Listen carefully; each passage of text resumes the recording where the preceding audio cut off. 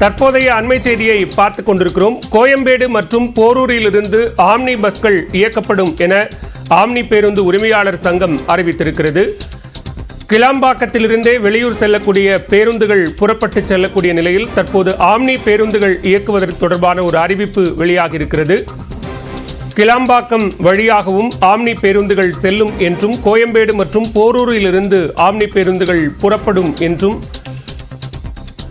Omni பேருந்து உரிமையாளர்கள் சங்க தலைவர் அன்பழகன் அறிவித்திருக்கிறார்.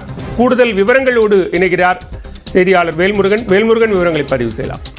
வளவில் குறிப்பாக முடிச்சூரினுடைய பேருந்து நிலையம் நேற்று தமிழ்நாடு முதலமைச்சர் மு க ஸ்டாலின் குறிப்பாக திறந்து வைத்திருக்கக்கூடிய நிலையில இப்போ ஆமணி பேருந்துகள் எங்கிருந்து இயக்கப்படும் என்ற ஒரு கேள்வி எழுந்திருக்கிறது. குறிப்பா அந்த பேருந்து நிலையத்தை, அந்த பேருந்து நிறுத்தக்கூடிய இடத்தில் 150 பேருந்துகள் நிறுத்தப்படுவதற்கு இடம் இருந்தாலும் கூட தற்பொழுது சென்னையிலிருந்து குறிப்பாக கோயம்பேடு மற்றும் போரூரிலிருந்து வழக்கம் போல தமிழக தென் பகுதிகளுக்கு செல்லக்கூடிய ஆம்னி பேருந்துகள் வழக்கம் போல் இயக்கப்படும் என்று அனைத்து ஆம்னி பேருந்து உரிமையாளர் சங்கத்தின் சார்பில் தெரிவிக்கப்பட்டிருக்கிறது. பாலவேல், விவரங்களுக்கு நன்றி வேல்முருகன்.